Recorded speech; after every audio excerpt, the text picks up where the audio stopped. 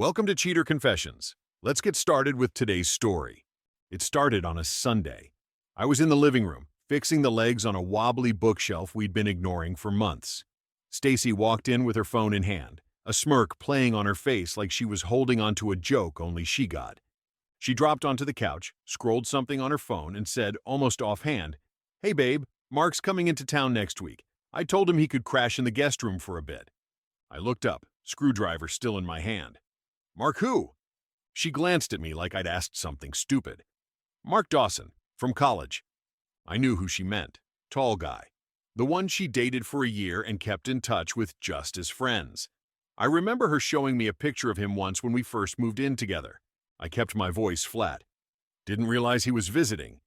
"He's not really visiting," she said. "His contract in Austin ended early. He's relocating here. It's all happening super fast. Poor guy. I told him he could stay here while he figures things out." "How long is a bit?" She shrugged. "A few weeks, maybe a month. Depends on how fast he finds a place." I set the screwdriver down slowly. "You invited your ex to live here?" "Dennis," she said, rolling her eyes, "it's not like that. We're adults. He's not staying forever, and it's not like he has anywhere else right now." I looked at her. "You didn't think this was worth discussing first?" She laughed, light, dismissive. "I knew you'd overreact if I brought it up. That's why I just told you. You always get so weird about Mark." That sentence told me everything. I nodded. "Okay." She smiled. "See? That's why I love you. You're reasonable." I didn't answer right away. I just stared at the wall behind her, already thinking 3 steps ahead. That night, she fell asleep early. I waited until her breathing settled into that soft, rhythmic pace, then slipped out of bed and grabbed her phone from the nightstand. I know how that sounds.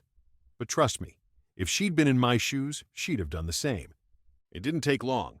Stacey wasn't subtle. Their texts weren't just logistical. They were warm, familiar, like they'd never stopped being something. She'd been helping Mark plan this move for over a month. Apartment links, job boards, even a shared spreadsheet. And the tone, it wasn't neutral. Things like, "You'll love the city once you're here. It'll be like the old days, but better. Dennis is chill. He won't mind for a bit. I just need to ease him into it. We'll figure it out. Baby steps." I took screenshots of everything and sent them to myself, just in case. Then I put the phone down like it was hot to the touch. She hadn't just offered a couch. She was laying the foundation for something, a transition. I couldn't tell if she was moving Mark into our apartment or if she was preparing to move me out of it.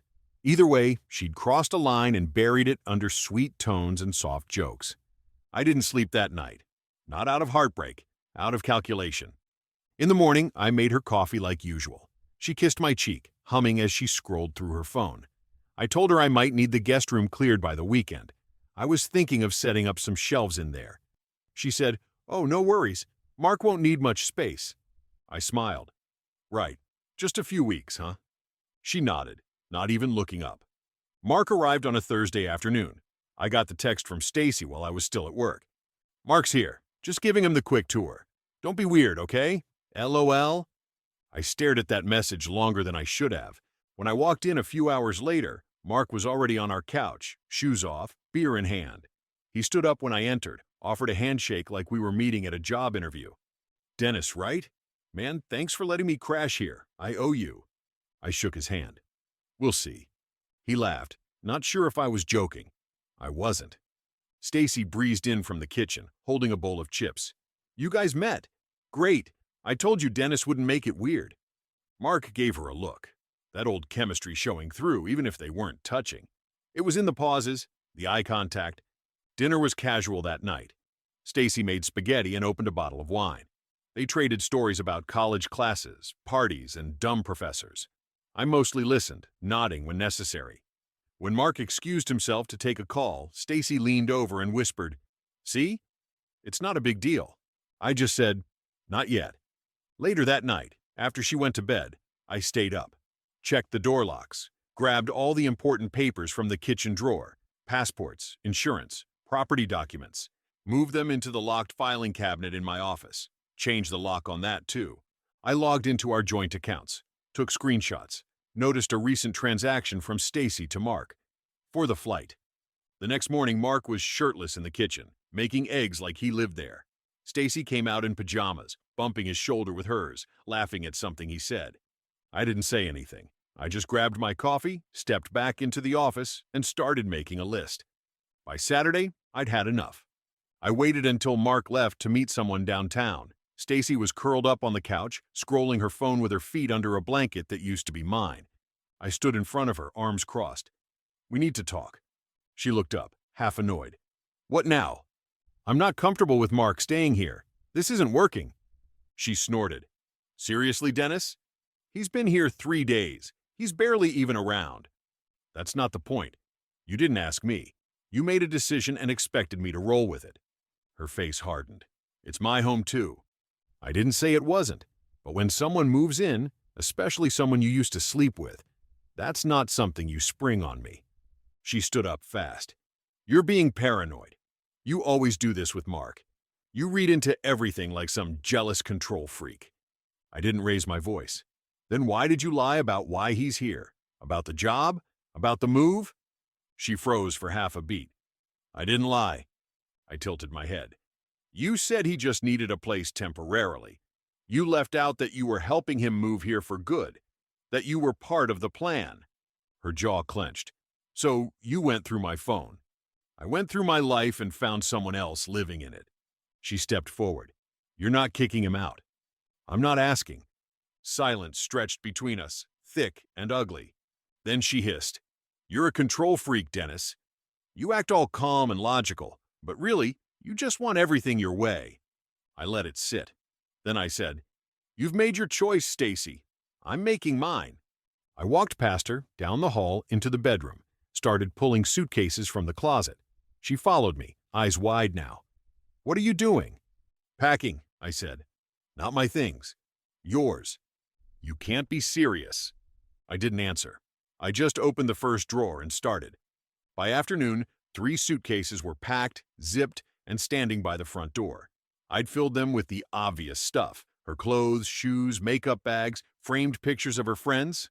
I wasn't petty. I didn't break anything, just took what was clearly hers and left the rest. I also packed the few things Mark had left lying around: a duffel bag, a pair of shoes by the door. She stayed mostly silent during the process, occasionally followed me room to room, asking questions she already knew the answers to. "Where do you expect me to go?" "You know where." "Oh, so this is revenge. How mature." I didn't answer. I wasn't playing the debate game, not anymore. By the time she left to get some air, likely to meet Mark, I'd already called the moving service. Told them it was a scheduled drop-off for a customer named Stacey Bennett. I gave them the address of a storage unit a few minutes from my place. Easy enough for her to reach, but far enough to make a point. I figured she'd tell Mark eventually, maybe that night. But they didn't come back. Not right away. I had the apartment to myself for the first time in days.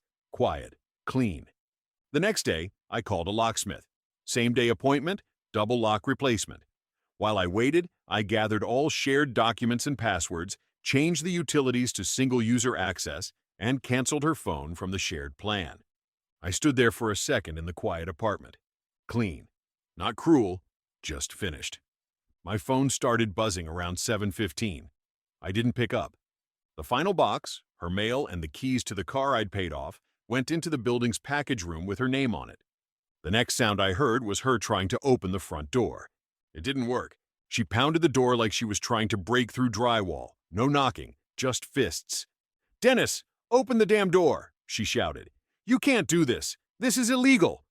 I waited a moment, then said through the door, calm and steady, "Your things are in storage. I've made arrangements. This isn't your home anymore." "You're out of your mind," she screamed. "You're abusive. You're punishing me for helping a friend." I didn't respond.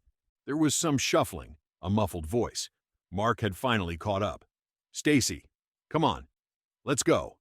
She spun back. "Don't touch me. He's trying to humiliate me." I stepped away from the door and sat on the couch. My phone buzzed. Calls, voicemails, texts. I didn't read any of them. Half an hour later, my sister Kara called. She never liked Stacey, but she was civil. "Dennis, what happened? Stacey just called me crying, said you threw her out like she was trash." I gave her the facts, not the drama.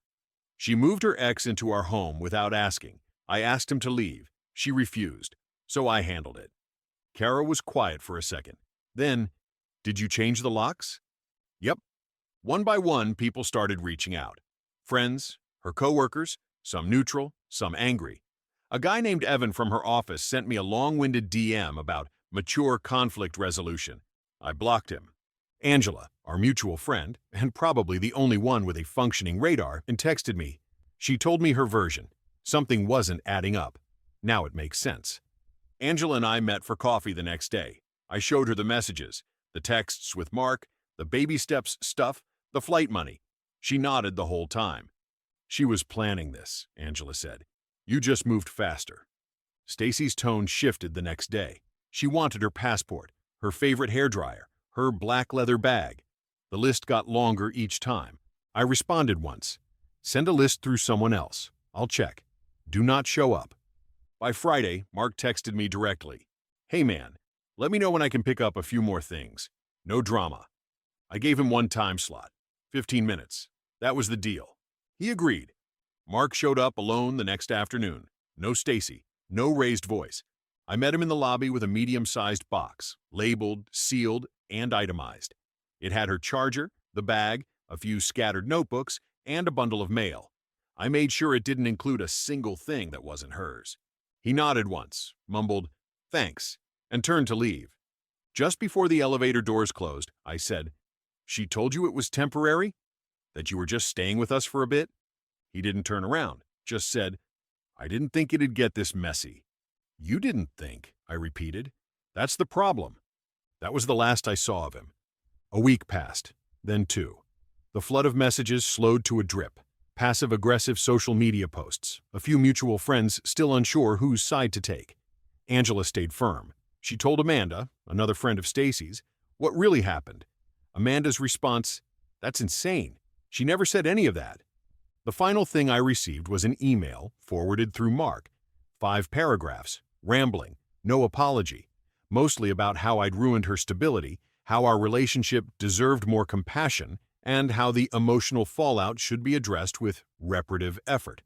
I deleted it without replying. 3 weeks later, Angela texted me a screenshot, a Facebook post from Stacey. Sometimes people turn out to be exactly who you hoped they weren't. Lessons learned. No likes. Apparently they're living together now. Word is, it's not going well. Mark's temp job fell through. They're behind on rent. Friends aren't visiting much. From what Angela heard, Stacey's been blaming him for how it all unraveled. As for me, I got rid of the guest bed, turned that room into a home gym, rearranged the living room, painted one wall navy blue just because I felt like it. A few days ago, I found one of Stacey's earrings under the couch, a small gold hoop she used to wear to meetings. I picked it up, turned it in my fingers for a second, then dropped it in the trash. She brought him into my home, so I gave her a new one, and then I locked the door behind her. Thank you for watching.